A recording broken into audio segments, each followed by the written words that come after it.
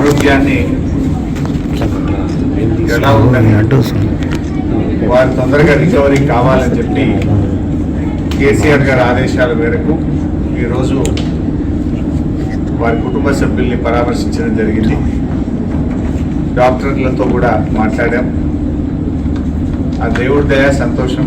అబ్బాయి ఇప్పుడిప్పుడు కొంత కళ్ళు తెరుస్తూ ఉన్నాడు, కొంత కాళ్ళు చేతులు కూడా ఆడిస్తూ ఉన్నాడు. తన నొప్పిని కూడా ఏడుపు రూపంలో తన నొప్పిని కూడా కొంత చెప్పగలుగుతున్నాడంటే it is a good symptom. Recovery అవుతున్నాడని అనిపిస్తూ ఉంది. డాక్టర్లు అయితే కాన్ఫిడెంట్గా ఉన్నారు. తప్పకుండా వారికి మంచి వైద్యం అంటే అన్ని రకాలుగా ప్రత్యేకమైన శ్రద్ధ చూపించి వారికి అత్యుత్తమమైనటువంటి వైద్యాన్ని అందిస్తున్నామని డాక్టర్లందరూ కూడా చెప్పడం జరిగింది. మరి కిమ్స్ చైర్మన్ గారు భాస్కర్ రావు గారు కూడా ప్రత్యేకమైన దృష్టి పెట్టి ఆ అబ్బాయిని మళ్ళీ పూర్తి స్థాయిలో నయం చేసి బయటకు వచ్చే విధంగా ప్రత్యేకమైన శ్రద్ధ పెడుతున్నామని చెప్పి డాక్టర్ భాస్కర్ రావు గారు, అదేవిధంగా అబ్బాయికి వైద్యం అందిస్తున్నటువంటి నిపుణులైన డాక్టర్లందరూ కూడా చెప్పడం జరిగింది. మేము కూడా బీఆర్ఎస్ పార్టీ తరఫున ఆ భగవంతుడు అబ్బాయిని ఆశీర్వదించాలి. తప్పకుండా అబ్బాయి మళ్ళీ మంచిగా నయమై మరి పూర్వస్థితిలోకి రావాలని చెప్పి మేము ప్రార్థిస్తూ ఉన్నాం.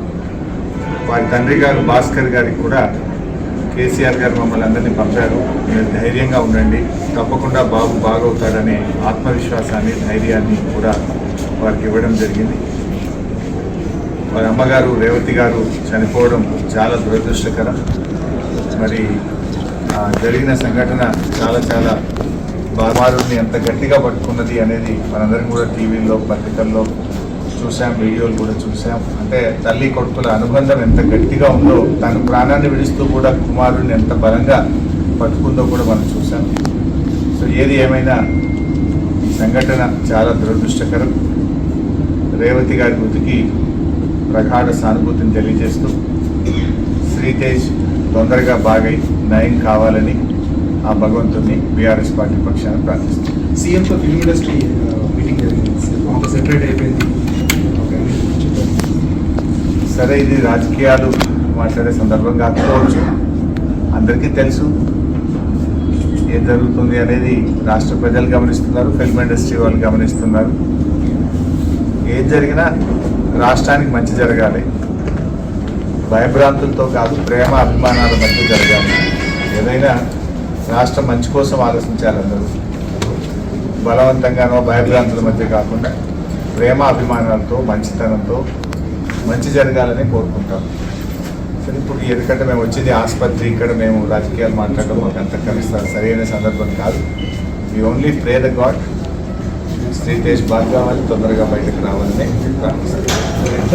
ప్రతిపక్షాలే దీన్ని రాజకీయం చేస్తున్నాయని అధికార పార్టీ ఆరోపిస్తుంది. సరే, నువ్వేమో రాజకీయాలు మాట్లాడాలంటే నువ్వు పదే క్వశ్చన్లు రాజకీయమైన క్వశ్చన్లు వేస్తావు, చెప్తావు, బాగుంది చెప్పొచ్చు. ప్రతిపక్షాలు రాజకీయం చేస్తుందా, ప్రభుత్వం రాజకీయం చేస్తుందా అందరికీ తెలుసు కదా. నేను ఒక మాట సింపుల్గా అడుగుతున్నా పని సార్. 12 రోజుల తర్వాత కదా ముఖ్యమంత్రి స్పందించింది. యాక్సిడెంట్ జరిగిన తర్వాత శ్రీతేజ్ను ప్రభుత్వం ఎందుకు స్పందించలేదు? ఒక మంత్రి గారు వచ్చి ఎందుకు పరామర్శించలేదు? 12 రోజుల తర్వాత అసెంబ్లీ వేదికగా నువ్వు మాట్లాడి అప్పుడు కదా నువ్వు స్పందించింది. మరి 12 రోజులు ఎందుకు స్పందించలేదు? ఆ 12 రోజులు ఏమైంది? ఇంకోటి, శ్రీతేజ్ ఎంత ముఖ్యమో రాష్ట్రంలో ప్రతి పౌరుడు కూడా అంతే ముఖ్యం కదా. గురుకులాల్లో 50 మంది విద్యార్థులు చనిపోతే ఒక్క మంత్రిపై పరామర్శించలే. దానికి మంత్రిగా ఉన్న ముఖ్యమంత్రి గారు కూడా ఒకరోజు పరామర్శించలేదు. ఎందుకు వెళ్ళలేదు ముఖ్యమంత్రి గారు? మరి వెళ్ళి ఆ కుటుంబాలకు కూడా ప్రభుత్వం ఆదుకోవాలి కదా. ఆ తల్లిదండ్రులకు కూడా కడుపుకోతనే కదా. ఆ కడుపుకోతపై గిరిజన విద్యార్థులు, దళిత విద్యార్థులు, బీసీ విద్యార్థులు 50 మంది చనిపోతే ఎందుకు ప్రభుత్వం ఆ రోజు స్పందించలేదు? చట్టం అందరికీ సమానంగానే ఉండాలి కదా. చట్టము అందరికీ సమానంగా ఉండాలి కదా. ఈ రాష్ట్రంలో సాయిరెడ్డి అనేటువంటి మాజీ సర్పంచ్ చనిపోయి సూసైడ్ నోట్ రాస్తే ఈ రోజు వరకు దాని మీద ఎఫ్ఐఆర్ ఇష్యూ కాదు. ఈ రోజు వరకు దాని మీద కేసు నమోదు కాదు. బాధితుల్ని ముఖ్యమంత్రి తమ్ముళ్ళని అరెస్ట్ చేయలేదు. నువ్వు చట్టానికి అందరూ సమానమే అన్నావు. Yes, correct, we fully agree with you. ముఖ్యమంత్రి గారి మాటలతో మేము పూర్తిగా ఏకీభవిస్తున్నాం. ఎందుకంటే దానికి సినిమా యాక్టర్లు ఇంకోరో ఎవరు కూడా అతీతులు కాదు అని ముఖ్యమంత్రి గారు అన్నారు. మరి నీ తమ్ముడు ఎట్లా అతీత అవుతున్నాడు? నీ తమ్ముడు మరి వల్లనే నేను చనిపోతున్నా అని ఒక మాజీ సర్పంచ్ చనిపోతే దాని మీద ఎందుకు కేసు ఈ రోజు నమోదు కాదు? ఎందుకు నీ తమ్ముడిని ఈ రోజు వరకు అరెస్ట్ చేయరు? ఎందుకు నీ తమ్ముడిని పోలీస్ స్టేషన్ పిలిచి ప్రశ్నించరు? మరి చట్టం నీ తమ్ముడికి నీ కుటుంబానికి చుట్టమైందా అని నేను అడుగుతా ఉన్నాను. హౌ ఇట్ ఈస్, ఏ రకంగా కరెక్ట్? ఇంకా చెప్పాలంటే చాలా విషయాలని మేము మళ్ళీ మాట్లాడతాం, కానీ ఈ సందర్భం కాదు, ఇది హాస్పిటల్.